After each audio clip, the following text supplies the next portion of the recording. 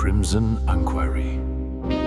Sherlock Holmes and the Case of the Lost Violin Virtuoso. London, in the late November chill, possesses a peculiar talent for swallowing sound. The fog that night was thick enough to muffle even the clatter of horse hooves on cobblestone. I was returning from an exhausting evening shift at the clinic when a hansom cab screeched to an abrupt halt before me. A trembling footman, his uniform soaked from the mist, leaned out. "Dr. Watson, sir." "You must come at once, Mr. Holmes insists." Those words alone were enough to jolt my weary mind to alertness. I stepped into the cab, and within moments we were racing through narrow streets, gliding past gassy yellow lamplight and ghost-like silhouettes. The gloom of London seemed to pull tighter around us as if anticipating the mystery to come. When I arrived at Baker Street, Holmes was already in his dressing gown, violin laid aside, and eyes gleaming with an excitement I recognized all too well. "Watson," he said without preamble, "we stand on the brink of a rather singular case, one most unusual even for London." Before I could inquire further, Mrs. Hudson showed in a distraught gentleman clad in a formal concert coat.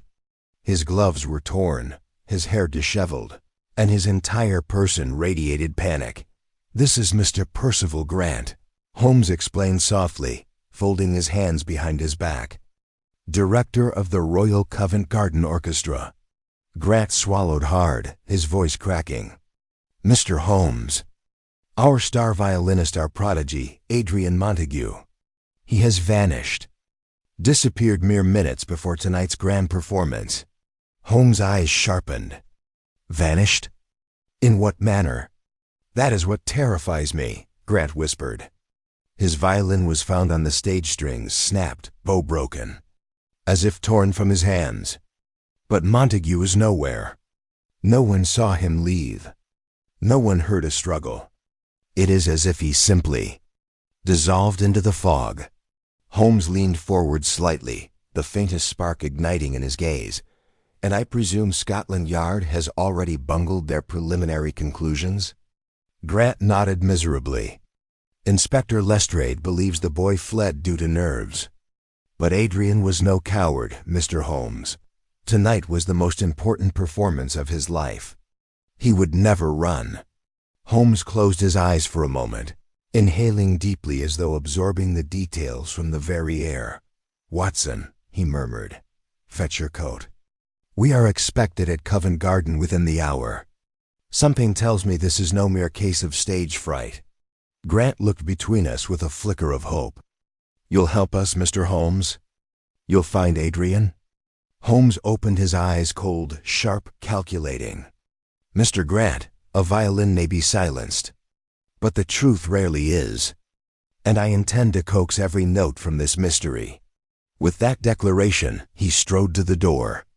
I followed, my heartbeat echoing the unspoken dread in Grant's eyes, for something deep within me whispered, this was not just a disappearance. It was the opening movement of a far darker symphony. Holmes and I arrived at Covent Garden within the hour, the fog still hanging thick and low, curling like pale fingers around the ornate pillars of the Opera House. Gas lamps threw wavering halos of light onto the marble steps, where anxious patrons still lingered in confused clusters, murmuring in hushed tones about the sudden cancellation of the evening's performance. Their breath fogged the cold air, mingling with the city mist until faces, whispers, and shadows blended into one indistinguishable mass. Holmes stepped through the entrance without acknowledging the anxious crowd. He moved with purpose, his expression tight, as though the building itself were already whispering its secrets to him. I followed closely behind, my thoughts drifting to the distraught director who walked at our side. Mr. Grant's shoes clicked nervously against the polished floors as he led us down a corridor lined with portraits of past masters, stern-faced composers, elegant sopranos, and renowned conductors whose gazes seemed to follow us. "Show us the stage first," Holmes murmured. Scanning the surroundings with calculated precision, Grant nodded and gestured toward a side door. "This way, gentlemen." The theater opened before us like an enormous cavern of darkness and velvet. The scent of polished wood, old curtains, and lingering perfume from the audience's abandoned seats clung to the air. The orchestra pit lay silent and empty. Only a single lantern burned faintly near the center of the stage, casting long shadows across the floorboards. Holmes stepped onto the stage with the natural ease of a man, stepping into familiar territory. He crouched immediately beside a violin lying under the lantern's glow. Its strings snapped, curling like brittle veins beneath the fracture of the bridge. The bow lay beside it, splintered cleanly down the middle. "Watson, note this," he would have said, but there was no need. I was observing closely. Holmes brushed his fingertips along the violin's body with a softness bordering on reverence. "No scuff marks on the wood," he murmured. "No signs of an impact, and yet the strings are broken with considerable force. Curious." Grant swallowed hard. "It was found exactly like this. No blood. No struggle, indeed." Holmes' eyes glittered. "Almost too peaceful." He rose and looked around the stage, scanning the curtains, the rigging, the props arranged neatly along the wings. He walked slowly, tracing invisible patterns in the air, before stopping abruptly near the curtains. "Watson," he called quietly, "observe the dust along this track." I approached and crouched beside him. At first glance, nothing appeared unusual. But upon closer inspection, I noticed a thin line of disturbed dust trailing toward the backstage corridor. Not a heavy movement, no dragged body or large object, but something light, deliberate, almost practiced. "Someone moved through here," Holmes said softly. "Recently." "Very recently." Grant stiffened. "But surely performers and crew pass through here constantly?" Holmes shook his head. "Not like this. This is the path of someone moving quietly, avoiding attention. The movement is far too controlled for a fleeing musician or panicked criminal." He straightened. "Where are Adrian Montague's dressing quarters?" "This way," Grant replied, trying to steady his voice. "He led us through a passage backstage, the faint glow of lanterns flickering upon the brick walls."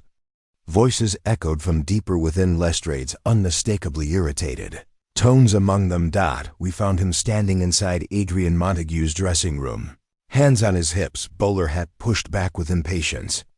"Holmes," he exclaimed, though not with enthusiasm, "I should have known you'd appear." "The Yard has this quite in hand." Holmes smiled thinly. "Indeed? Then perhaps you can enlighten me as to why the performer's belongings appear untouched." His coat still neatly hung, his gloves folded. His personal violin case, open but empty, and most importantly, why there are no footprints leading out of the back exit. Lestrade bristled. "We're considering that he slipped out through the front." Holmes scoffed. "Slipped?" A young man of Montague's fame, dressed in full concert attire, vanishing unnoticed through a packed lobby? Preposterous. Before Lestrade could retort, Holmes swept into the room fully, moving from item to item with quick, precise motions. He pressed a finger against the violin case's interior and lifted it to the light. "Dust," he murmured. "Untouched."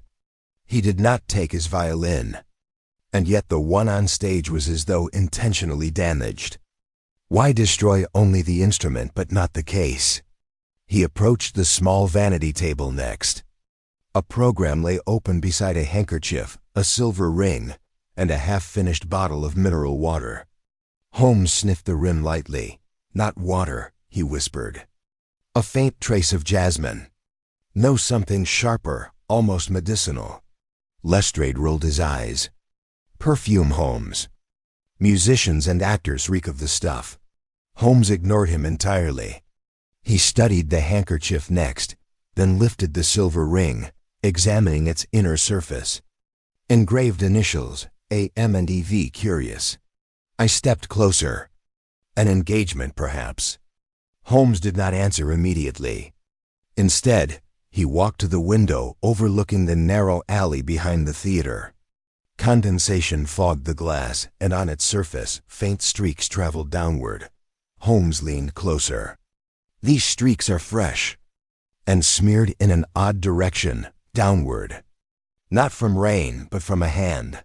He turned suddenly. Mr. Grant, did anyone have reason to wish harm upon Montague? Grant hesitated. His fingers twitched. He was gifted. Exceptionally gifted. Some envied him, yes, but Holmes' voice cut in. But envy is rarely a passive emotion in this city. Lestrade stepped forward, voice gruff. Holmes, we've questioned the staff. No signs of foul play.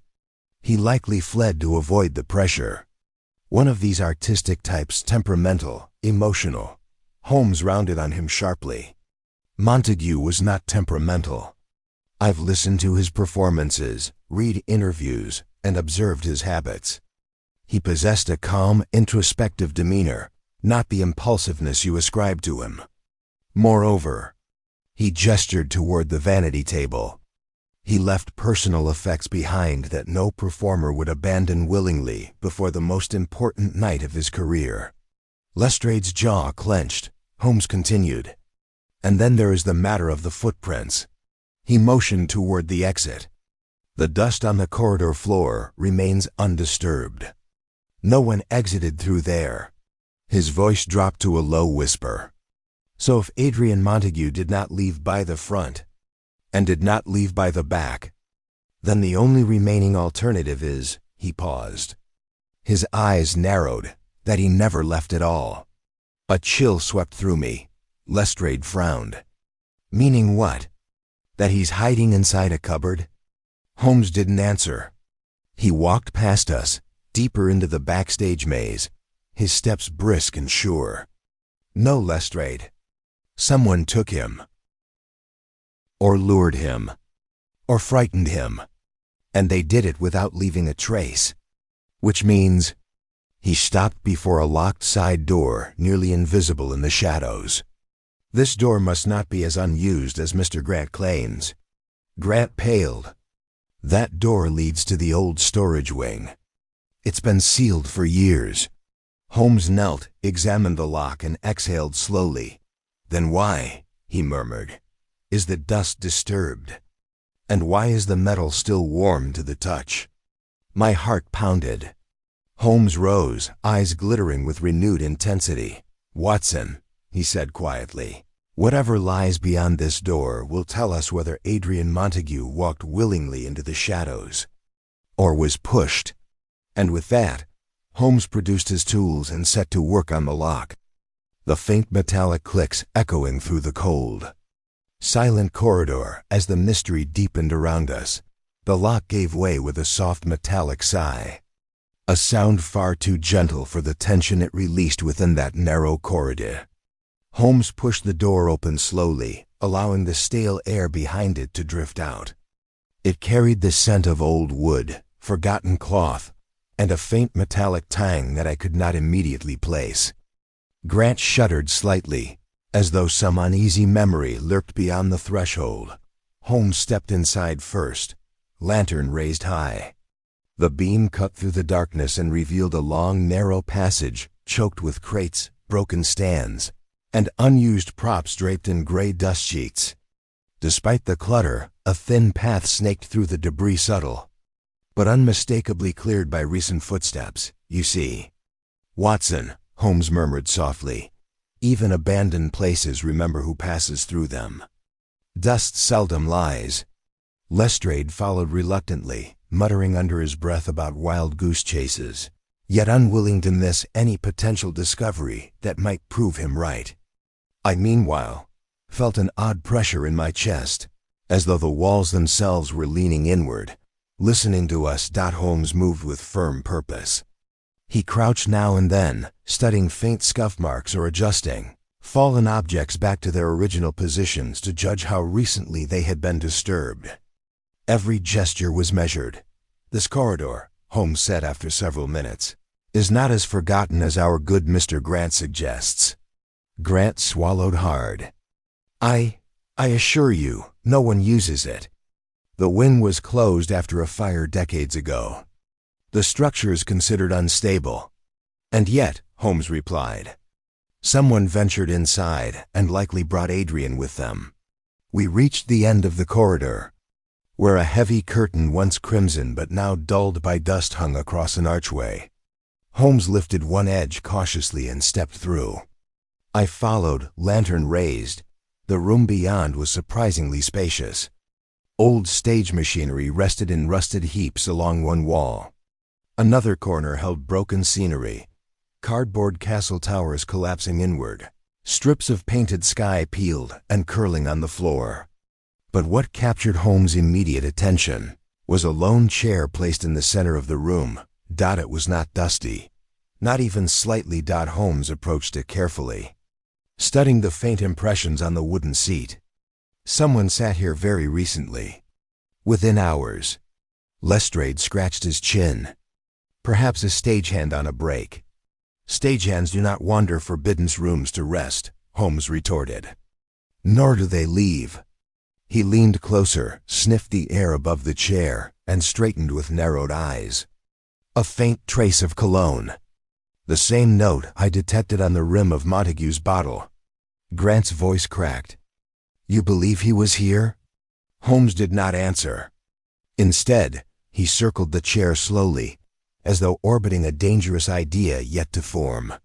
His eyes drifted to the floor, where faint shoe prints, narrow, elegant, unmistakably belonging to a performer, trailed away toward a stack of crates. He followed the trail until he reached a wooden crate with deep scratches along its side. Watson, bring the lantern closer. I held it near the wood. The scratches were not random. They formed jagged, desperate lines, as though someone had clawed at the crate in fear or struggle. Holmes traced one groove with a fingertip. These are fresh, made by fingers, not tools. Grant's breath hitched. Good heavens! Lestrade stiffened. Holmes, you're not suggesting. I am suggesting nothing yet, Holmes said sharply. But someone was here, someone terrified. Whether Adrian or not remains to be seen. Holmes inspected the ground behind the crates and then froze. His eyes sharpened. Footprints. 2 sets. One belonging to Montague, judging by the slender shape. The other. Holmes knelt, measuring silently. Larger, heavier, a confident stride. Someone taller. He stood abruptly. Watson, shine the light toward that far corner.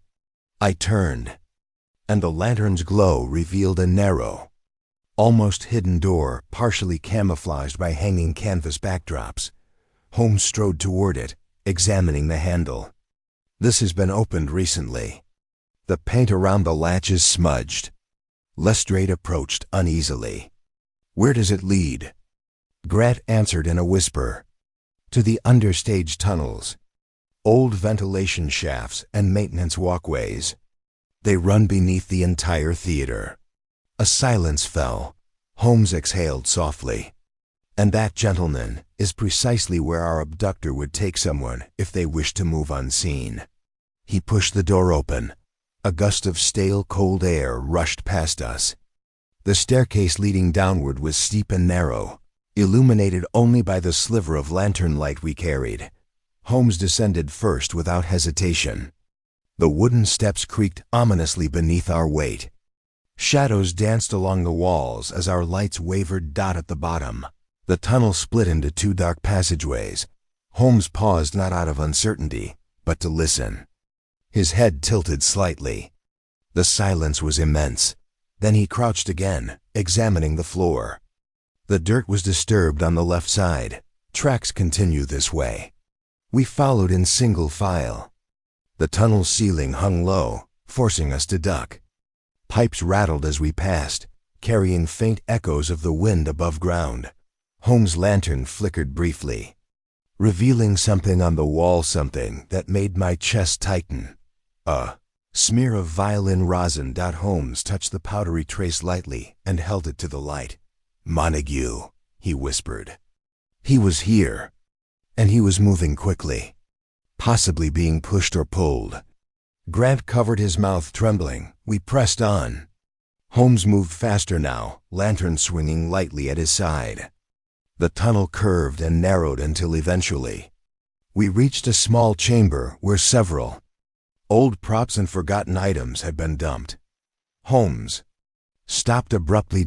In the center of the chamber lay a folded sheet of paper held down by a broken music stand. Holmes lifted it carefully. "What is it?" I asked, straining to see. Holmes unfolded the note. His expression darkened, not with fear but with sharpening comprehension. "Watson, this handwriting is not Montague's." Lestrade leaned in. "What does it say?" Holmes read aloud, voice soft but firm. "The virtuoso plays only for those who truly listen. Seek the silent gallery if you wish to hear the next note."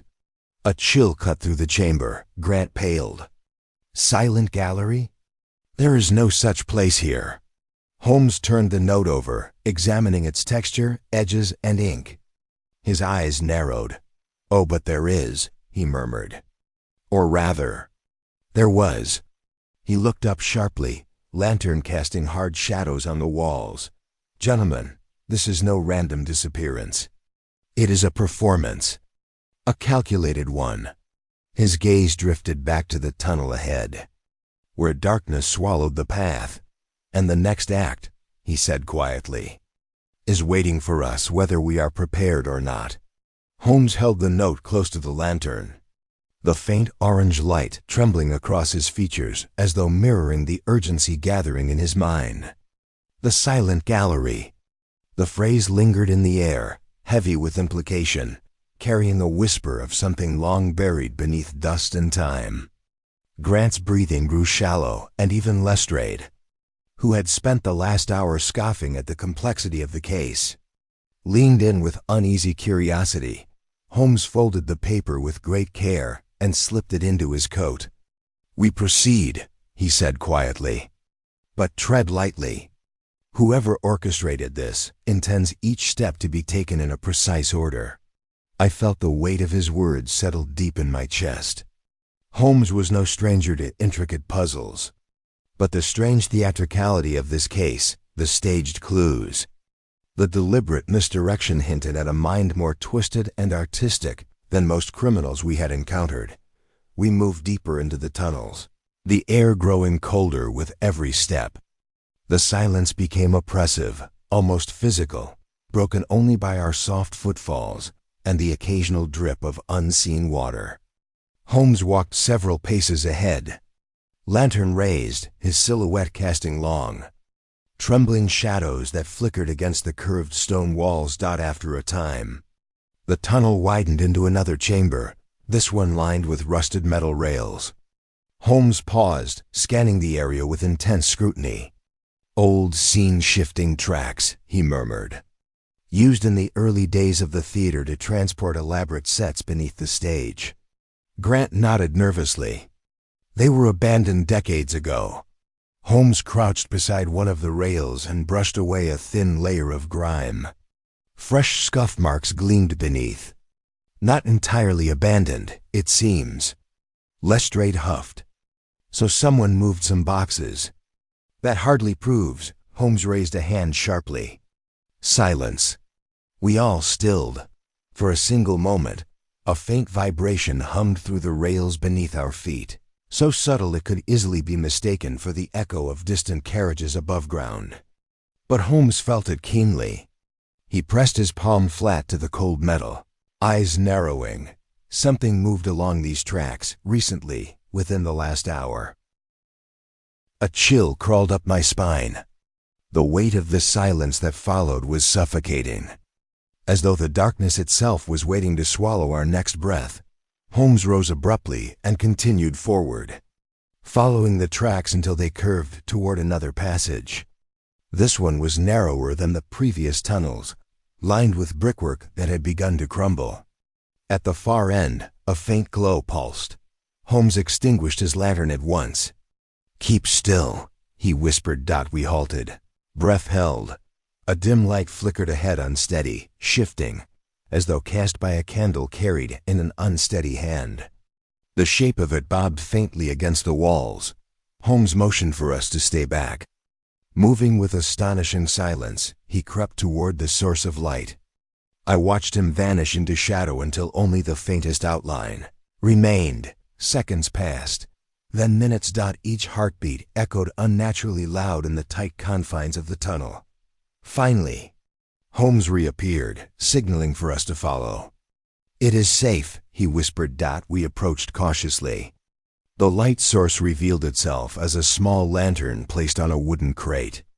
Beside it lay a folded piece of paper, another note. Holmes did not touch it immediately. Instead, he studied the lantern itself. Still warm. Recently placed. Lestrade exhaled. "So our culprit is playing games with us now." Holmes' lips curled faintly. "Not games, Inspector. Instructions."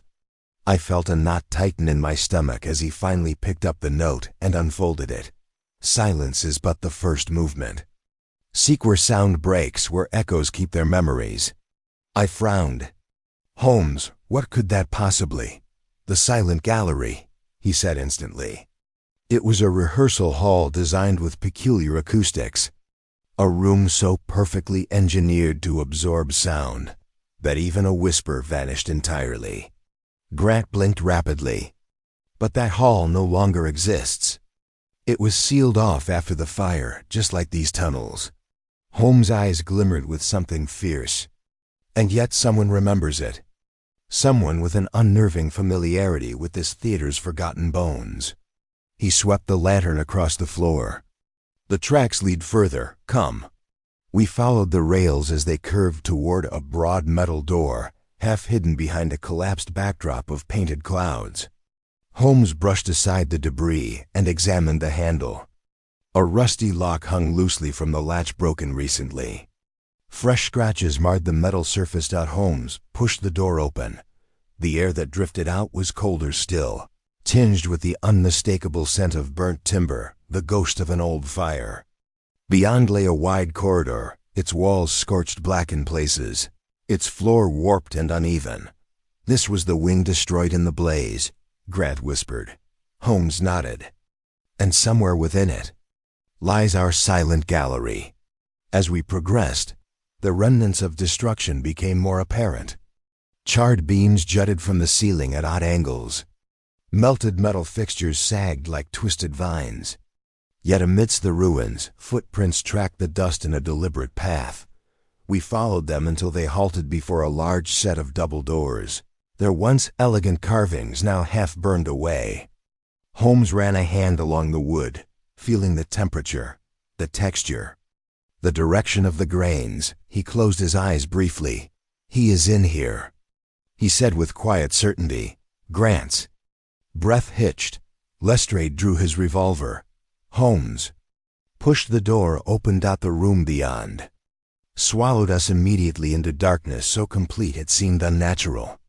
Holmes relit his lantern, its light barely reaching the walls. The air felt heavy, thick, as though the room itself refused to breathe. Stepped inside cautiously, and then I heard it, the faintest sound, a single note, high. Trembling, a violin string quivering in the dark. Holmes' eyes flashed. "Watson," he whispered. "He is alive." The lantern suddenly brightened, as Holmes raised it higher, and the beam fell upon a figure, seated on a chair in the very center of the silent gallery. Adrian Montague, his hands bound, his face pale as death. Standing behind him, a shadowed figure we had not yet seen, holding the broken bow like a blade. The figure behind Adrian did not move at first. The broken bow hovered inches from the young violinist's throat, its jagged edge trembling ever so slightly. Though whether from the captor's unsteady grip or the faint tremor of the room, I could not tell. The lantern light caught the silhouette, revealing only the vaguest outline, tall, lean, shoulders drawn tight with coiled tension. Adrian's wide, terrified eyes glimmered in the dimness, fixed on Holmes with desperate hope. Holmes lifted a hand in instruction to remain perfectly still. Even Lestrade, revolver half raised, froze mid-breath. "Easy," Holmes murmured, voice low and controlled. We mean no harm. We are here for Adrian."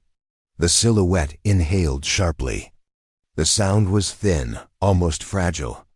Holmes took a single careful step forward. "Put the bow down," he said quietly. "Whatever grievance you feel, whatever wrong you believe was done, this is not the path to justice." For a moment there was no response. Only the faint quiver of Adrian's breath filled the room. Then a voice emerged from the darkness, soft, raspy, and strangely musical, as though shaped by years of vocal discipline. "He doesn't deserve justice," the figure whispered. "He deserves to understand, to hear the truth he stole from me." Holmes' expression shifted ever so slightly. Recognition sparked within his eyes.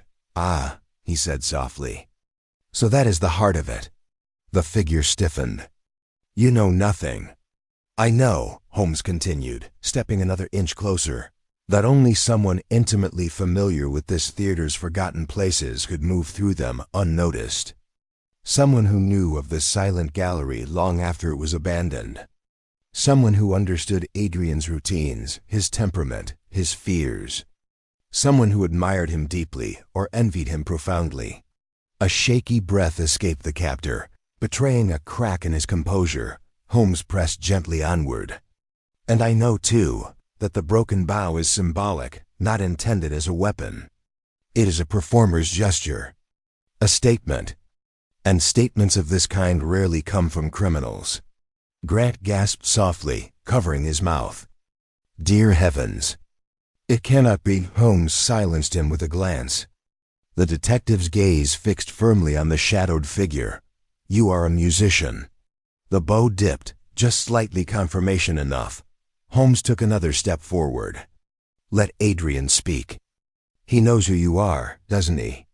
Adrian, trembling violently now, nodded almost imperceptibly. Lestrade shifted, but Holmes held up a hand without taking his eyes off the captor. "Do not interfere, Inspector. Not unless you wish to ruin any hope of resolving this peacefully." Then, softly to the figure, "Show yourself. Let us see the face behind this performance." The silhouette hesitated. The air tightened. Then, with deliberate slowness, the captor stepped forward into the lantern's trembling light. A young man, perhaps in his early 20s, emerged from the shadows. His face was gaunt, cheeks hollowed by sleeplessness, eyes burning with a potent blend of brilliance and anguish. His hair, untidy and overgrown, fell across his forehead like a curtain drawn hastily over a stage. Grant's knees nearly gave way. "Edwin," he whispered. "Edwin Valcourt." The young man flinched violently at the name. Holmes nodded slightly, confirmation settling across his features. "The initials upon Adrian's ring, AIM&EV. I suspected as much." Adrian choked out a sound half plea, half apology. "Edwin, please. You don't understand. Silence." Edwin snapped, pressing the broken bow closer. "You promised me, Adrian. You said we would debut together, two virtuosos side by side. But the moment the critics called you a prodigy, you left me behind. You devoured every stage they offered, every spotlight, every review. You took everything." Tears pooled in Adrian's eyes. "Edwin, I never meant." "You never meant?" Edwin's voice shattered into raw emotion. "You stole my composition. Mine, played it as your own. And they applauded you for it." Adrian's head hung in shame. Holmes observed silently, then spoke with calm, surgical precision. "Edwin, what you believe was theft may not be what truly occurred. But this method, this labyrinth of tunnels, this forced disappearance, will destroy not Adrian's career, but yours.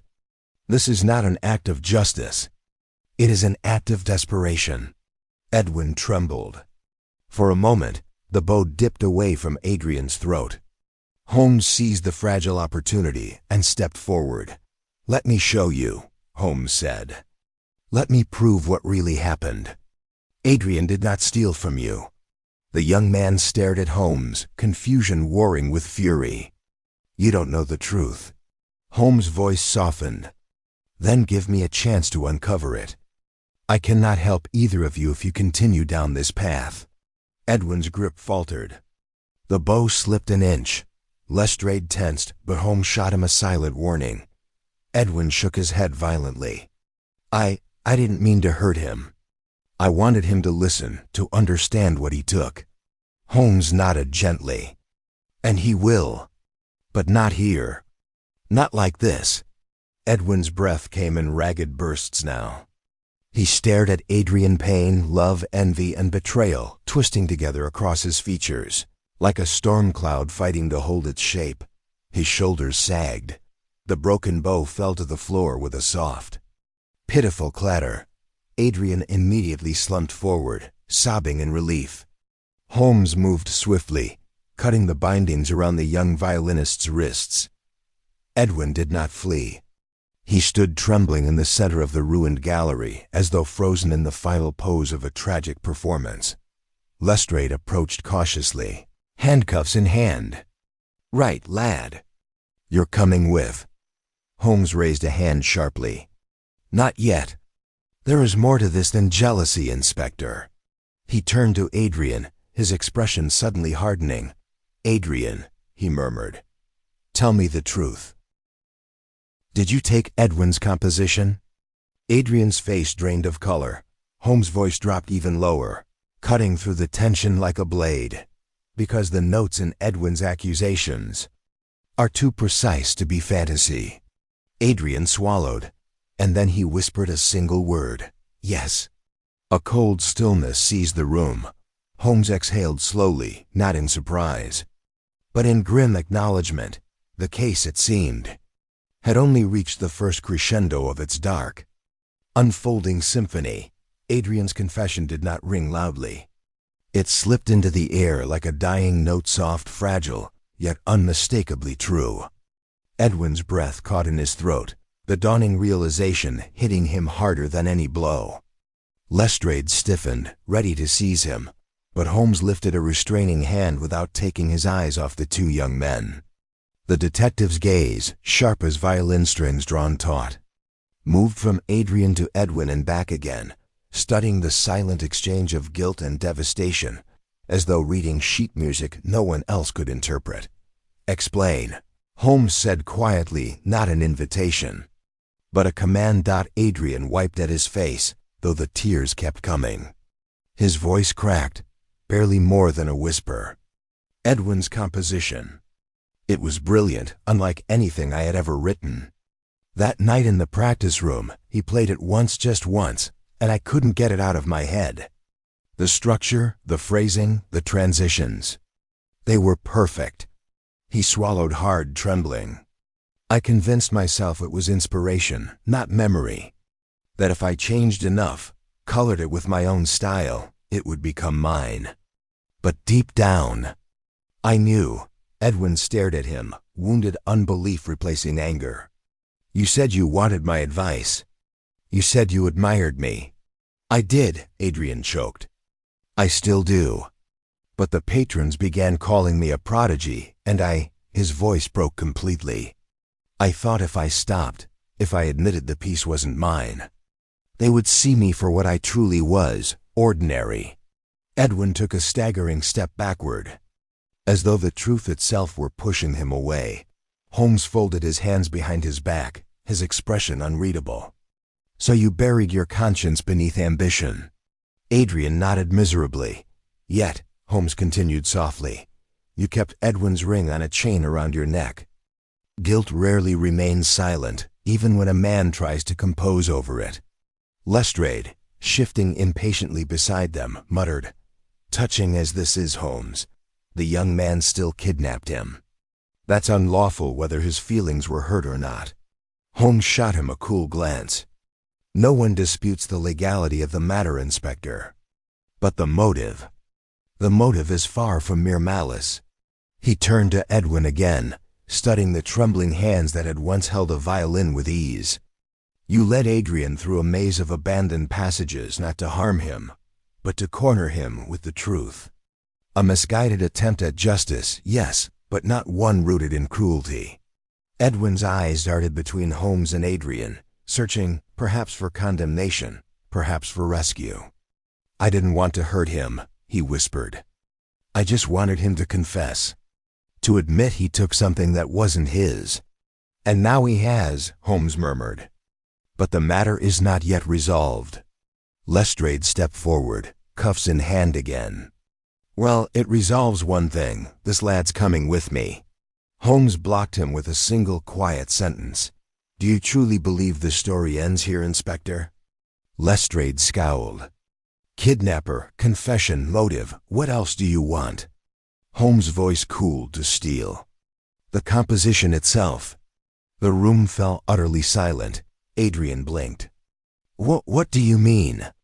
Holmes' eyes narrowed, catching an undercurrent only he seemed aware of. "A piece of such genius as Edwin describes would not go unnoticed. Yet I have seen no record of it.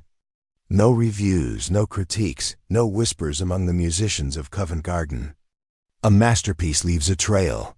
He stepped through the dust of the forgotten gallery, his boots echoing off the rotting beams.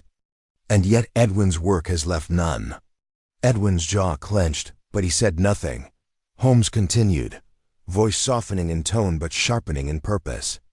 "Edwin, where is your original manuscript?" A pause too long, too weighted that. Then Edwin answered, barely audible. "Gone." Holmes turned slowly. "Gone," he repeated. "As in lost? Destroyed? Or stolen?" Edwin shut his eyes. "It vanished." The night after Adrian heard it. Adrian's breath caught sharply. "Edwin, I swear, I never took the manuscript. I only remembered the melody. I never touched your papers." Holmes stepped closer, studying Edwin's pallor, his trembling, the shadows beneath his eyes that suggested sleepless weeks. "Tell me precisely what happened." Edwin hesitated, glancing at the floor. "I kept the manuscript in my lodgings, in a locked drawer.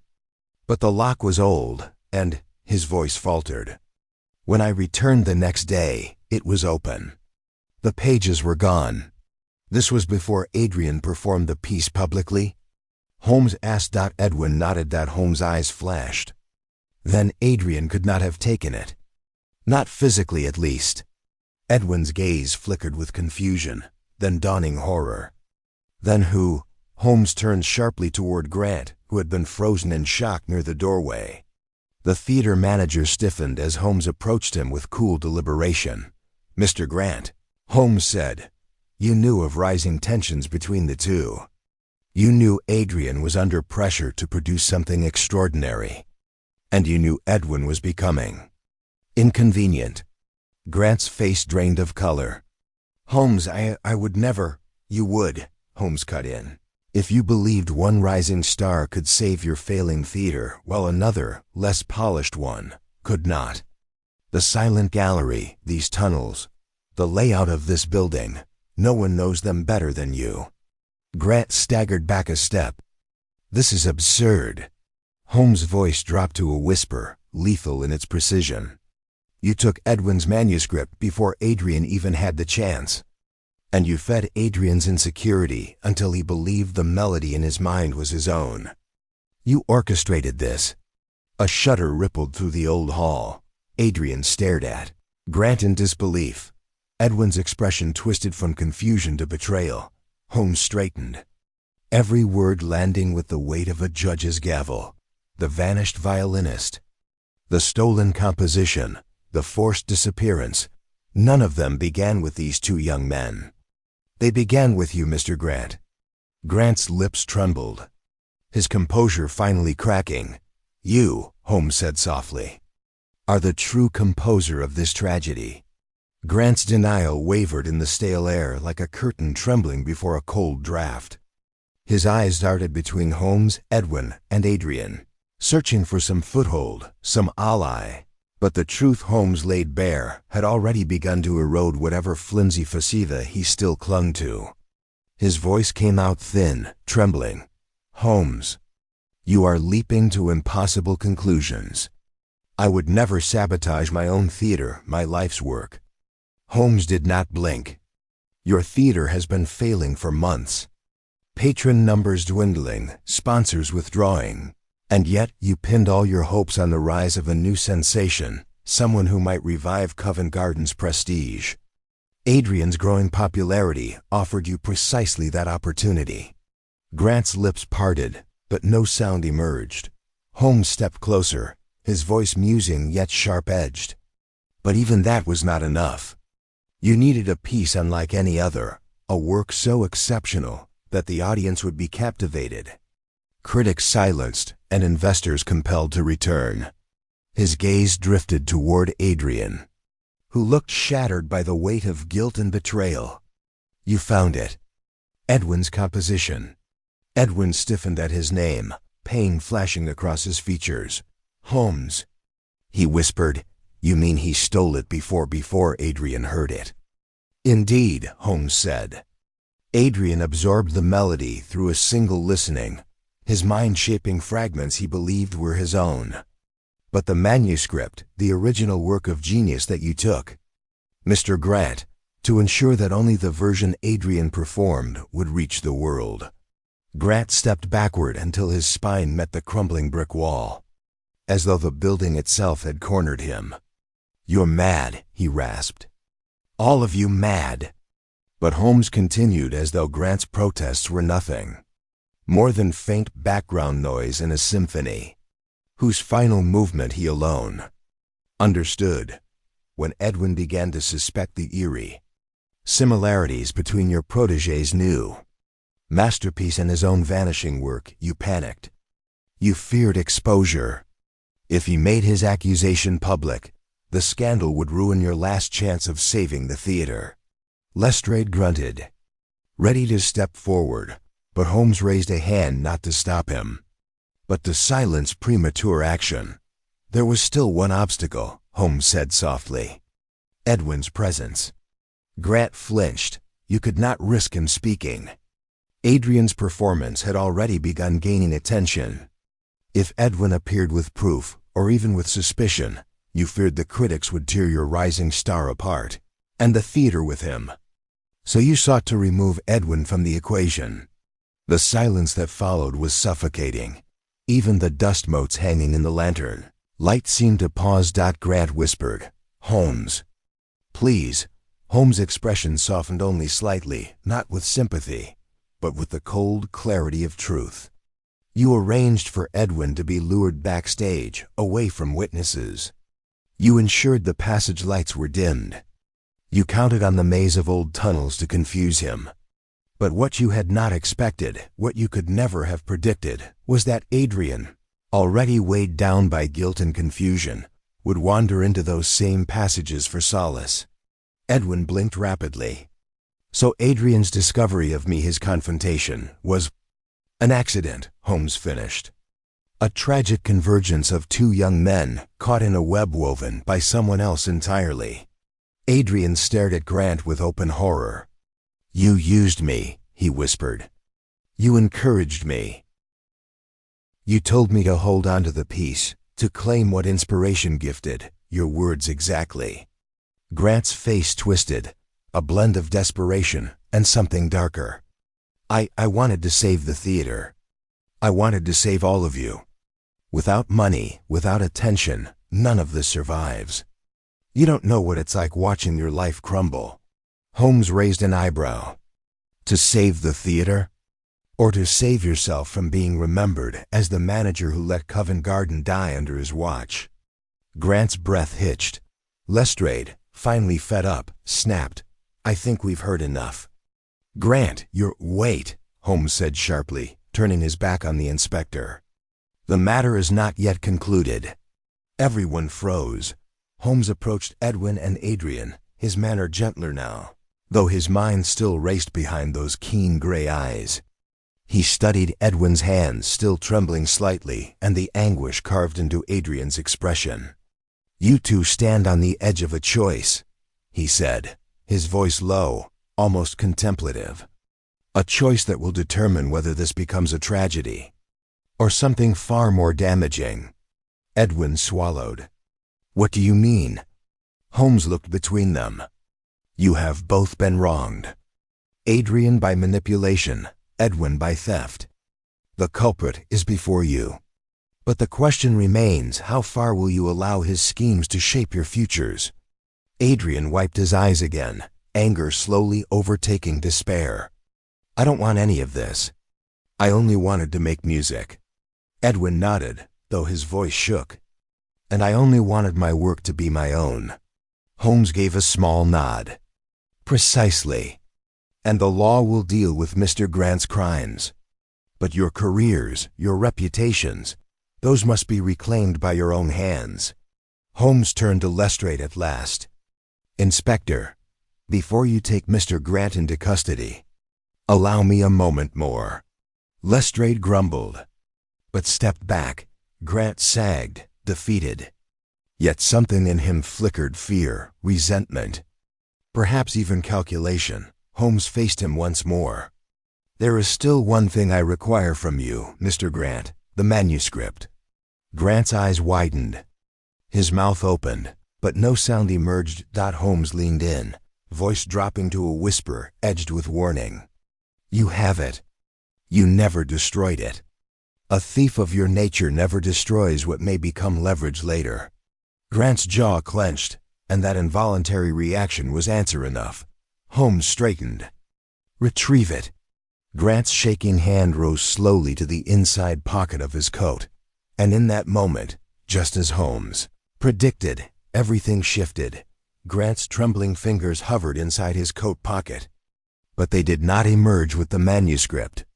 Instead, his arm jerked suddenly to the side, as though some desperate instinct seized control, and he sprang backward into the shadows.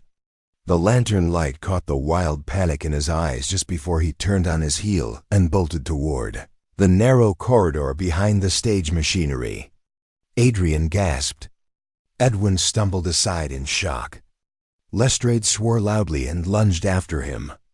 But Holmes was already moving. He slipped past rusted scaffolding with remarkable speed, his coat trailing like a swift shadow, his footfalls precise and swift. Watson, with me, he called sharply. I obeyed at once, though the uneven boards threatened to trip me at every step. The corridor ahead was cramped, lit only by a faint spill of lantern glow.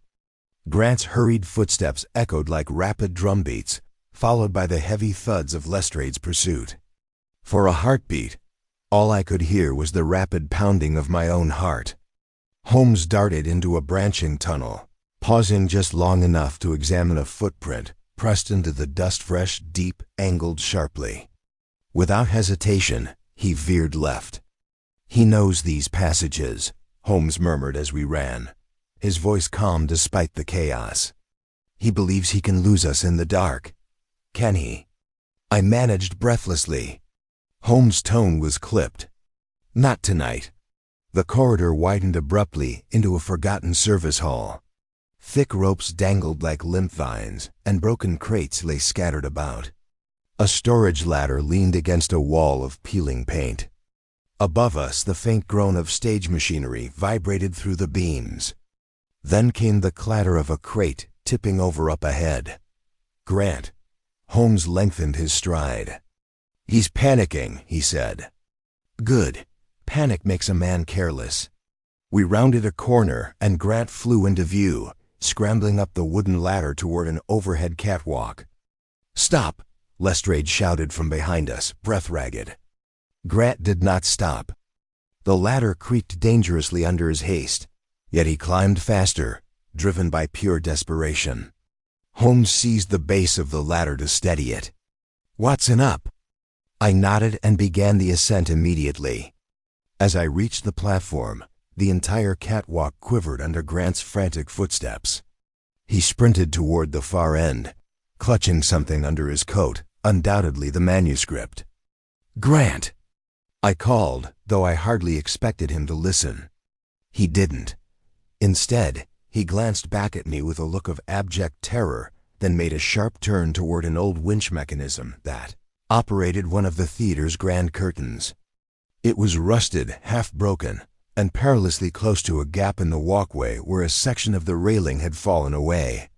Holmes arrived behind me moments later, silent as a cat despite the height and narrow footing. "Careful, Watson," he murmured. "The boards here are rotten." Below, Lestrade waited with open arms, though whether to catch Grant or arrest him, I could not tell. Grant reached the winch and tried desperately to pry up a metal plate, perhaps hoping to wedge the manuscript underneath or throw us off his trail. But the iron resisted him. He tugged harder. The catwalk shuddered. Holmes' voice rang out sharply. "Grant, that structure won't hold your weight. Step away at once." Grant ignored him.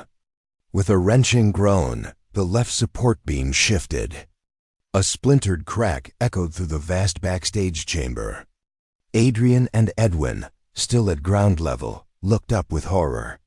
"Holmes!" Edwin shouted. "The rail, he'll fall." "Watson," Holmes whispered, "move right, slowly." I shifted my feet, boards bending worryingly beneath me. Grant pulled again, one last desperate heave, and the beam gave way. A deafening crack split the air. The catwalk lurched violently. I grabbed a hanging rope for balance. Grant lost his footing entirely. His scream tore through the darkness as he toppled backward, falling, flailing straight toward the gaping drop below. But in a movement so fluid it seemed impossibly swift, Holmes snatched the back of my coat and thrust me aside, then lunged. He caught Grant's wrist mere inches before the man plummeted. The weight nearly dragged Holmes off the edge as well, but he braced his feet against the trellis of old beams, muscles straining beneath his coat.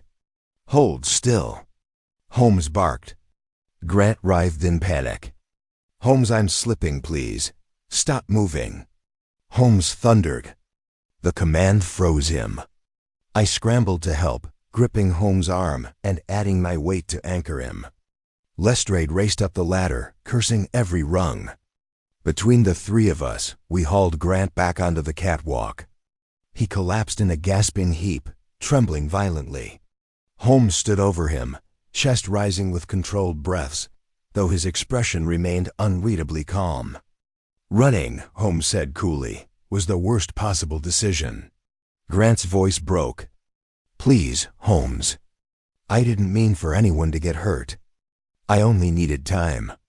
I thought I could hide the manuscript until you found a buyer," Holmes finished. Grant's eyes widened with helpless surrender. "Holmes." "Please, get up," Lestrade snapped, seizing his arm. "You can beg at the station." Holmes crouched and reached inside Grant's coat, retrieving a weathered leather folder. He tapped it lightly. The manuscript, intact. Edwin exhaled a shuddering breath of relief below. Adrian covered his mouth with both hands, tears gathering anew. Holmes met their eyes briefly, giving the slightest nod before turning away. As Lestrade marched Grant down the ladder, Holmes lingered on the catwalk, gazing at the manuscript as though reading its soul. "Holmes," I said quietly, "are you hurt?" He shook his head. "Merely winded." His fingers tightened around the leather folder. "But the game is not over yet, Watson. This manuscript holds more than stolen notes. It holds the motive, the truth behind every lie spun in this theater." He turned toward me, eyes shining with the unmistakable fire of deduction. "And tomorrow we expose it."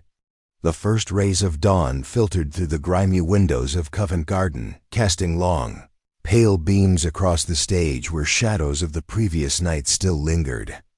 The theater, usually alive with chatter and music, felt hollow now, as if holding its breath for the revelations to come. Holmes had insisted we remain on the premises overnight, knowing that the events set into motion by Grant's desperate measures required careful observation before anyone dared touch a note or step onto the boards. The manuscript, safely clutched in Holmes' hands, seemed to hum with a quiet significance, as though aware of its role in the unfolding drama. Adrian and Edwin sat side by side on a folding bench near the orchestra pit, the former's fingers nervously fiddling with the strings of his violin, while the latter stared at the leather folder, an expression of both dread and hope playing across his features. Lestrade had taken Grant into temporary custody in the dressing rooms, securing him until further instructions could be dispatched. Though the inspector's impatience was evident in his pacing and muttered curses, Holmes, however, remained still, perched on the edge of the stage, his eyes fixed on the manuscript, as though reading the history of ambition, envy, and fear woven within its delicate pages. "Holmes," I ventured, unable to restrain my curiosity any longer, "what is it about this manuscript that requires such meticulous attention? Surely the criminal is restrained. The young men are safe. What remains to uncover?" Holmes lifted his gaze slowly, letting his piercing gray eyes meet mine, and for a moment, the familiar spark of intellectual fire that always preceded a revelation flared in them. "This, Watson, is not merely a piece of music. It is a record of intention, a confession of the soul. Every note, every rest, every subtle dynamic marking conveys not only Edwin's genius, but also the silent truths of those who coveted it." He paused, running a delicate finger along the edge of the folder. "The pattern of its disappearance, the timing of its exposure, everything aligns with Grant's orchestration. Yet the manuscript itself bears a signature of unintended testimony, one that even Grant could not erase." Adrian's voice trembled. "You mean there's evidence in the composition itself?" Holmes inclined his head. "Indeed. Music is a language, Mr. Bell, more truthful than speech, more revealing than the best-intentioned testimony.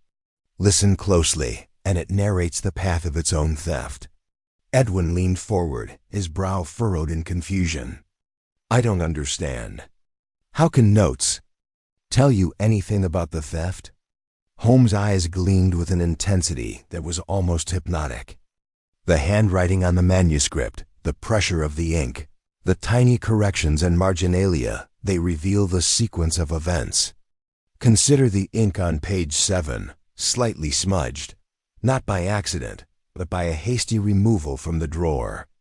The faint fingerprint at the top corner, smudged but present, corresponds to Grant's hand, as I have observed from the glove residue we collected last night. Even the choice of paper, old yet reinforced, marks it as the sort of item a cautious man would hide but never destroy.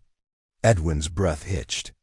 "You mean Grant left traces all over the manuscript?" Holmes nodded. "Yes, and by comparing these traces with the accounts of the disappearance, we can reconstruct the precise moments of his intrusion, the places where he hesitated, and the moments he underestimated the responses of both Adrian and yourself." Adrian's hands trembled as he lifted his violin. "But what now? What do we do with this truth? Do we go public? Do we play the piece?" Holmes' expression softened imperceptibly. "We play it, yes, but with caution. The public performance, carefully orchestrated, will serve as both vindication and revelation. And we must allow the manuscript to speak not only to the audience, but to the world that honesty, however delayed, ultimately emerges." Holmes rose. Walking toward the proscenium, the manuscript held lightly yet firmly in his hand. "I propose a demonstration," he said, addressing all of us. "We shall examine the exact sequence of the piece, noting the inconsistencies planted by Grant's interference and confirming Edwin's authorship through his unique notational style. Once that is accomplished, we will ensure that the performance for the upcoming patrons remains faithful to the original intent."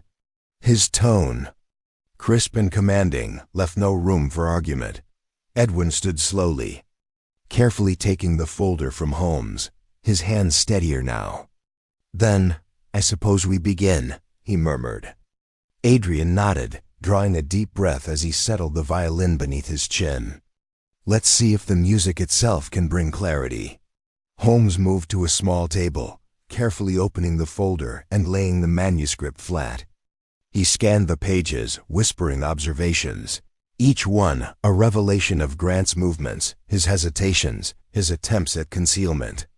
"Here," Holmes said, pointing to a notation in the margin, The ink is slightly thicker. He paused, perhaps realizing the paper was fragile. And here's smudge across the stave. It is a hurried gesture, not the natural tremor of a musician. I leaned over, fascinated. So even a thief's panic betrays him? Holmes' lip twitched into a faint, almost imperceptible smile. Exactly, Watson. The human mind cannot suppress every involuntary mark. And when ambition and fear collide, even the most careful criminal leaves a trail. Adrian's bow hovered over the strings. "Do you want me to play it exactly as it is written?" he asked. Holmes nodded. "Precisely. Let Edwin observe. He must confirm every subtle nuance, ensuring that the performance restores what was taken and validates what was misappropriated." Edwin's eyes glimmered as he reached for his own violin. "I'll play alongside him," he said quietly. "We'll perform it together, just as it was meant to be." A fragile hope shimmered in his voice.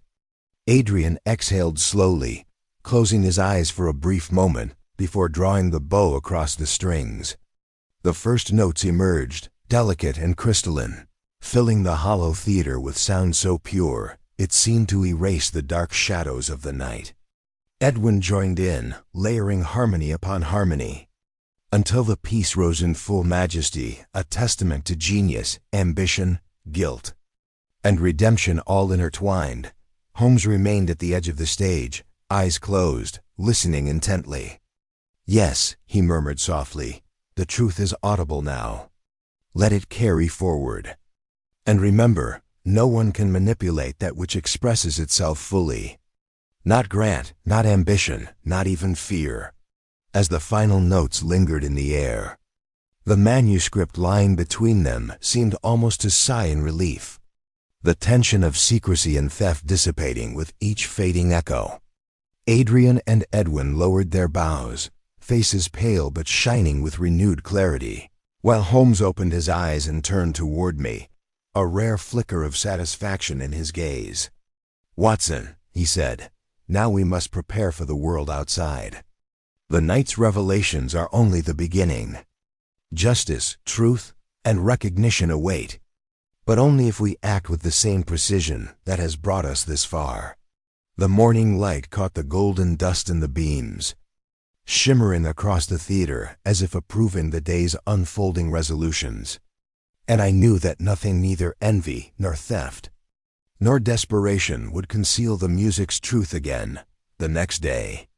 Covent Garden buzzed with the muted anticipation of those unaware that last night's drama had resolved what might have been a ruinous catastrophe.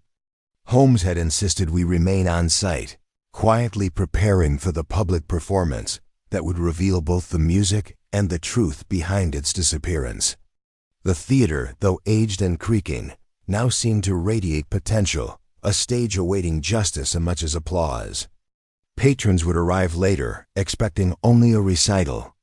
But what they would witness would be far more than melody. Holmes had left Edwin and Adrian to rehearse privately under his meticulous supervision while I took a quiet walk backstage, observing the theater's labyrinthine corridors. The air smelled faintly of sawdust, rosin, and damp velvet, and the usual creaks and groans of the old building seemed to carry a note of expectancy. I found myself reflecting on the strange intersection of ambition, guilt, and innocence that had entwined the lives of the young musicians and the theater manager. Even after a night of revelations, the stakes were high. One misstep, one note played too boldly or too softly, could alter public perception and potentially revive old scandal. Holmes returned silently, his presence as sudden and certain as a shadow falling across a wall. He carried the manuscript with careful reverence, his gaze darting toward every nook of the theater, as if measuring its potential threats. "Watson," he said without preamble, "observe the effect of careful preparation. Chaos may lurk, but structure contains it. We are not merely performing music today, we are performing justice." I followed him back toward the practice room where the young musicians were poised. Edwin's hands trembled slightly as he set the manuscript on the stand, but when Adrian nodded encouragingly, He seemed to draw confidence from his peer. Holmes crouched slightly to examine the pages, his fingers brushing lightly over corrections, smudges, and the subtle imprints left by Grant's intrusion. "Note the sequence," he murmured. "The moments where distraction might have caused error. They are opportunities to demonstrate both integrity and genius." Adrian began to play the first movement, each note deliberate, careful, almost reverent. Edwin joined, their instruments weaving together in a harmony that spoke not just of talent, but of collaboration reclaimed from chaos. Holmes' eyes narrowed, noting the subtle timing of Adrian's bow and Edwin's phrasing. "Excellent," he said softly. "The interplay is precise. No hint of misappropriation remains. The performance speaks truth."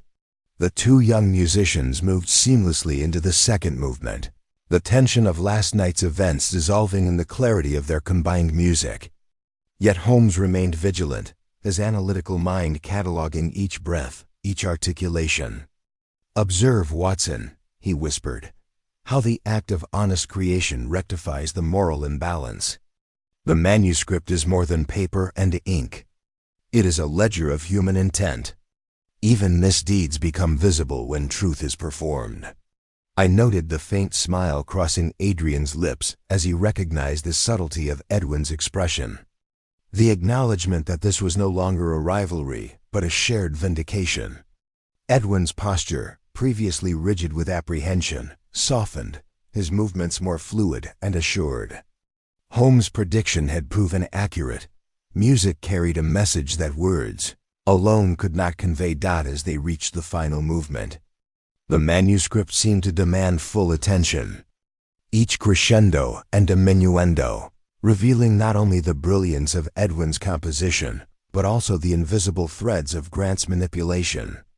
Holmes' eyes gleamed with satisfaction as the final chord resonated, hanging in the air like a suspended truth. He rose, turning to us with a composed, commanding demeanor. "Watson, the performance has validated every inference. The manuscript, its theft, and its eventual restoration are now undeniable. Tomorrow, when the patrons hear it, the story will be irrefutable." I glanced at Adrian and Edwin, whose faces reflected a mixture of exhaustion and relief. "And Grant?" I asked. Holmes' expression hardened, eyes narrowing. "Grant's confession and the recovery of the manuscript ensure he faces consequences. Yet it is the musical proof, not merely his words, that will cement the record." The following hours were a flurry of preparation. The stagehands polished instruments, adjusted lighting, and arranged seating in a manner that allowed every note to carry perfectly. Holmes observed, speaking little, his mind clearly occupied with contingencies. "Precision in every detail," he muttered more than once, as though addressing unseen auditors of logic and justice. When the theater doors opened to the public, a low murmur of excitement rippled through the audience. Patrons, unaware of the preceding drama, settled into their seats, expecting an ordinary recital. Holmes took a seat at the back, notebook in hand, eyes scanning the crowd for reactions, subtle movements, and the slightest indication that anyone might attempt interference. The stage was quiet, the lights dim, and all seemed poised for the performance to commence. Adrian stepped forward, violin in hand, followed by Edwin, whose gaze met Adrian's briefly. A silent acknowledgement of trust and collaboration. The music began. Each note resonated through the theater with clarity and emotional depth, carrying the story of ambition, theft, guilt, and redemption to an audience unaware of its context but moved nonetheless. Holmes leaned back, noting the collective inhalations, the subtle shivers that ran through the listeners, proof that truth, once articulated, leaves an unmistakable mark. By the final chord, a hush settled over the hall, broken only by a breathless moment of silence before the first wave of applause erupted. It was not mere appreciation for musical skill. It was recognition of integrity restored, of genius acknowledged, and of the intricate logic that had guided the discovery of truth. Holmes rose slowly, acknowledging the applause with a faint nod, though his mind remained analytical, cataloging the success of each performance gesture, each interpretive choice, and the unavoidable consequence that Grant's actions had been exposed. Adrian and Edwin bowed, their expressions a mixture of joy and solemnity, knowing that their reputations, once shadowed by doubt and manipulation, were now validated. Holmes' eyes met mine briefly. "Watson," he said quietly, "observe how resolution, when guided by reason and integrity, produces results beyond mere satisfaction. It restores balance not only to individuals, but to the entire social fabric in which they exist." As the audience continued to applaud, I realized that Holmes' words were more than philosophical reflection. They were a confirmation of every deduction, every careful observation, and every painstaking effort that had led to this moment. In the interplay of music and morality, truth had emerged unassailable, leaving behind both triumph and a profound sense of justice that Holmes finally allowed himself a rare, almost imperceptible smile. "And now, Watson," he said softly, "we return to our quiet study.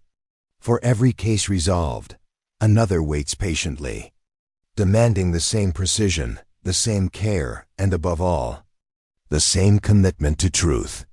The theater, still resonant with applause and lingering notes, seemed to breathe a quiet sigh of relief.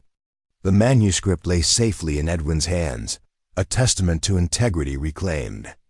And as we exited through the corridors, leaving Covent Garden behind, I knew that the story of the vanished violinist, the stolen composition, and the intricate dance of ambition and morality had reached its just and satisfying conclusion. Yet, as Holmes had reminded me, the world remained full of mysteries, each awaiting the careful, unrelenting eye of the great detective. As the applause slowly subsided and the last notes of the performance lingered in the theater's high rafters, a hush of anticipation remained in the air, as though the audience, moved and unknowing, were sensing the gravity behind the music they had just witnessed. Holmes remained seated at the back, notebook in hand, his eyes scanning the assembled faces, noting subtle movements, the tilt of a head, the barely perceptible raise of an eyebrow. Even in victory, he was ever vigilant, analyzing responses as a scientist might analyze a chemical reaction. Adrian and Edwin, still holding their instruments, descended from the stage, faces pale but illuminated by relief. The audience, Adrian whispered, his voice barely audible over the soft murmur of departing patrons. They don't know. About Grant, about the theft." Edwin nodded slowly, his hands still trembling slightly. "And perhaps it is best so," Holmes murmured, rising from his chair. "Some truths are best revealed through evidence rather than exposition." Today, the music spoke for itself, and it spoke clearly. Lestrade emerged from the shadows, his expression a mix of exasperation and begrudging admiration. "Holmes, I confess," he said, running a hand through his disheveled hair, "I did not expect it to unfold with such theatrical justice. The manuscript is safe, the young men's reputations restored. I suppose you had no intention of telling the audience outright." Holmes inclined his head slightly. "Direct accusation, Inspector, often invites doubt. But when the truth is laid bare through method, through sequence, and through proof, it becomes irrefutable." Grant had been held in the small dressing room adjacent to the orchestra pit, pacing with visible agitation. His attempts to argue, to rationalize his theft, had been met with cold precision by Lestrade, who had clearly recognized that the final judgment would extend beyond police interrogation. Holmes, meanwhile, observed the man silently, cataloging every twitch, every hesitation, every poorly veiled attempt at rationalization. "You see, Watson," Holmes remarked, "a man may flee, he may scheme. He may attempt deception, but under pressure, under observation, the truth manifests in gestures and inconsistencies far too subtle for the casual observer." I noted Grant's nervous glances and shallow breathing. The way his eyes darted toward the manuscript still held by Edwin.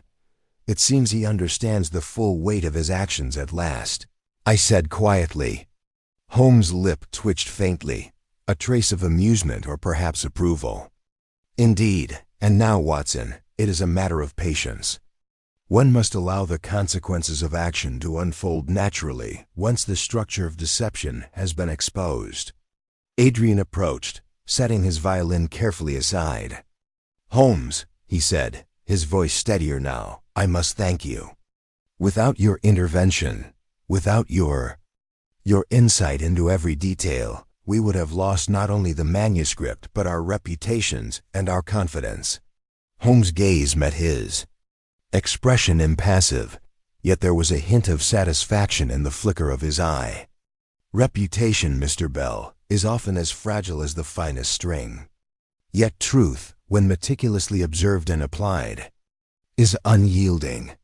Edwin, standing nearby, added softly, I never imagined that even the smallest details, the smudges, the fingerprints, the notes in the margins, could reveal so much. I had thought that a man could hide such things forever. Holmes shook his head, the shadow of a faint smile appearing. Nothing is hidden, Edwin, not when one observes with intent and logic. The manuscript was only a vessel. The human element, the panic, the greed, the miscalculations supplied the evidence. It is often the actions of men that betray them, far more reliably than any object they may attempt to conceal. A soft knock at the door interrupted the conversation, and a young usher entered, bowing nervously. Sir, he said to Holmes, there's a gentleman requesting to see you. He says it is urgent. Holmes raised an eyebrow. And his name? He did not give one, sir. Only that it concerns the performance. Holmes' eyes narrowed, interest peaked. Very well. Show him in. Watson, remain here with the gentleman. The matter may involve subtleties I prefer to observe alone initially. The usher departed, returning moments later with a figure cloaked in shadow. The man's expression was tense, his hands clenched at his sides. Holmes motioned for him to speak. Mr. Holmes, the stranger began, his voice low and urgent, I have reason to believe that the theft of the manuscript and the attempt to manipulate these young men is not an isolated incident. There are others. People who would benefit from discrediting Edwin Bell's talent, people who have means and motive to manipulate events from the shadows. Holmes' eyes sharpened. Continue. Who are these individuals, and what evidence do you bring? The man hesitated briefly, then spoke with deliberate caution. Names are dangerous, sir. But I have seen communications, arrangements, and payments indicating a network interested in controlling or suppressing promising musicians. Grant was merely a pawn. Holmes' gaze flickered, calculating, connecting previously unnoticed patterns. A network, you say? And you have documented proof? I do, the man replied, producing a small bundle of letters and receipts. Not comprehensive, but enough to indicate a larger design. Holmes took the papers without a word, scanning them quickly, eyes narrowing in recognition. Watson, he said softly, his voice a mixture of excitement and caution. It appears that what we resolve today is only the opening movement of a far more complex symphony of deceit. I felt a thrill of apprehension. You mean, this case is not yet finished? Holmes allowed a measured pause, letting the weight of the statement sink in. Precisely. Grant's capture is only a single resolution. If these documents are accurate, there exist forces who have orchestrated events across multiple venues and multiple individuals, all seeking to control, manipulate, or destroy emerging talent. The manuscript was the first test, the first opportunity to observe their methods. Adrian and Edwin exchanged uncertain glances. Their relief mingled with the dawning realization that the drama of last night and today was merely a prologue. Holmes' voice, firm and unwavering, broke the silence. We proceed with caution. Tonight we rest, but tomorrow we begin the methodical unraveling of this network. Every detail, every correspondence, every subtle movement must be observed. The game has only begun. Outside, the early afternoon sunlight bathed Covent Garden in a deceptive serenity. Yet within its walls, the undercurrents of ambition, greed, and secret influence pulsed like the quiet rhythm beneath a musical score. Holmes had retrieved not only a stolen manuscript, but the key to a much larger, far more dangerous puzzle. And as we gathered our thoughts, preparing for the challenges to come, I knew with certainty that, once again, the delicate balance of logic, observation, and deduction would be required to prevent chaos from overtaking talent. Truth and justice. The evening settled over London like a velvet cloak, muffling the city's usual clamor into a distant hum. Holmes had summoned us to 21B for a private conference, insisting that the full resolution required meticulous review before any public announcement or further action. The young musicians, still recovering from the ordeal and exhilarated by their successful performance, sat quietly, hands folded, anticipation mirrored in their eyes. Even Lestrade had followed, his usual brusque demeanor tempered by evident respect for Holmes' methodical approach. Holmes spread the letters, receipts and fragments of correspondence across the table, his eyes scanning each page with surgical precision. "Watson, note the pattern," he said, pointing to a series of payments that linked not only Grant, but several ostensibly independent theater managers, patrons, and critics. These individuals are united by a single overriding ambition: to control talent, to profit from suppression or manipulation. Grant's actions, though criminal, were directed by external influence. He was both a perpetrator and a pawn. Adrian leaned forward, brows furrowed. "So there are others behind this? How do we stop them?" Holmes' lips curved slightly in that rare, faint smile of quiet triumph. "We begin by understanding their methods. Observe, the letters, though discreet, are rife with inconsistencies, coded language, and assumptions of compliance. It is these very errors that betray their identities and motives." Edwin, still holding his violin, spoke with newfound clarity. "And all of this, it would have remained hidden if not for the manuscript." Holmes nodded. "Precisely. The manuscript was the catalyst. Its theft triggered a chain of observation, deduction, and exposure that brought to light far more than a simple act of greed." Holmes paused, tapping a finger on the papers, his gaze fixed on a single envelope that had escaped cursory inspection. "Here is our pivotal clue," he said. "Note the watermark rare, traceable to a single stationery supplier in London. The ink is of a particular chemical composition, unique to one chemist's formula.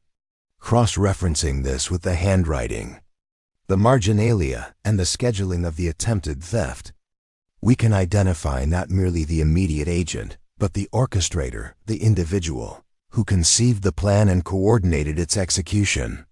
Lestrade's eyes widened. "You mean, we can identify the mastermind?" Holmes inclined his head. "Indeed, Inspector. And when we do, it will explain much of the subtle misdirection and the otherwise inexplicable confidence displayed by Grant, his hesitation.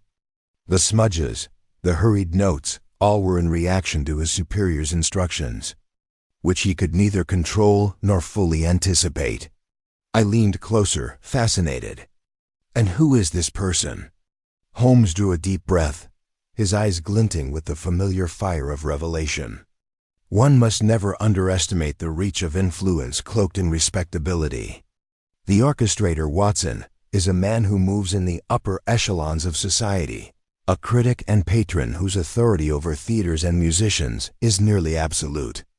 He assumed that no one would suspect him, and yet, every subtle detail betrays him.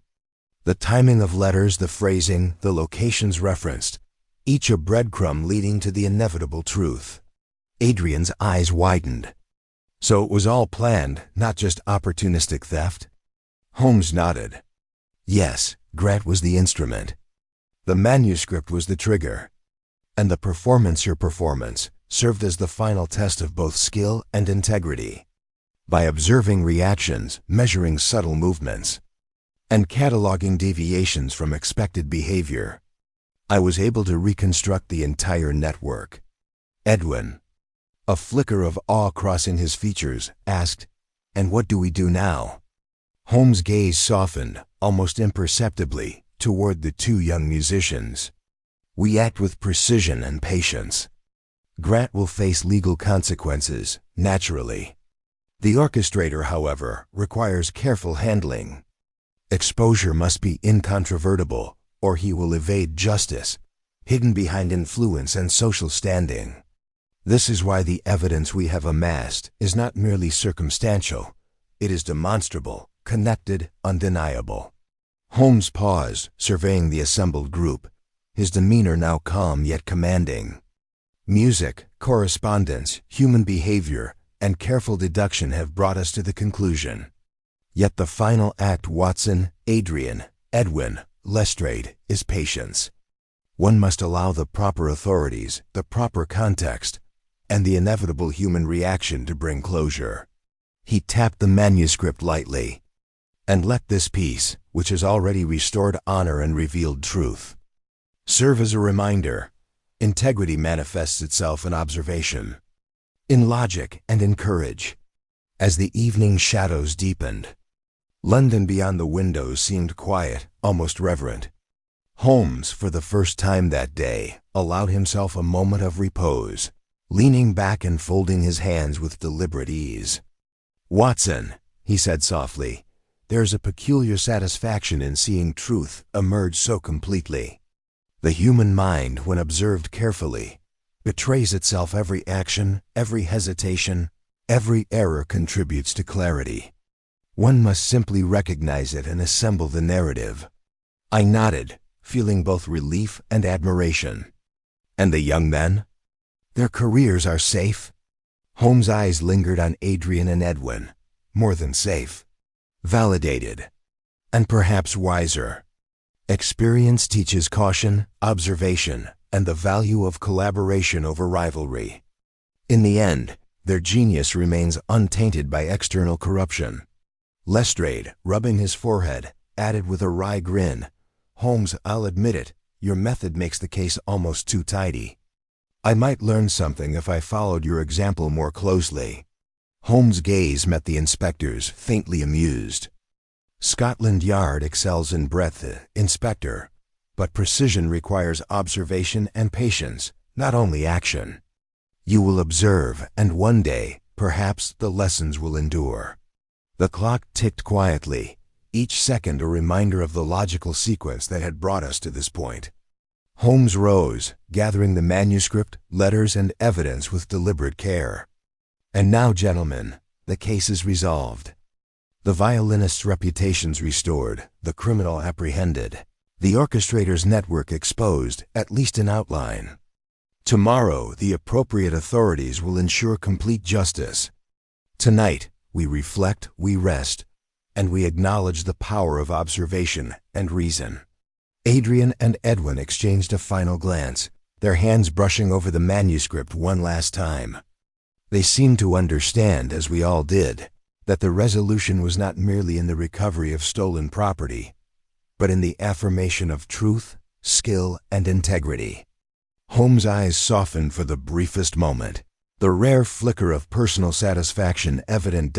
As we departed 221B, the night air crisp and quiet, I reflected on the extraordinary chain of events. A missing manuscript, a thief motivated by greed and manipulation, a shadowy network of influence, and the brilliance of two young musicians, each thread meticulously observed, catalogued, and resolved by the singular intellect of Sherlock Holmes. Holmes walked beside me, silent, his gaze forward, as if already contemplating the next enigma awaiting our attention.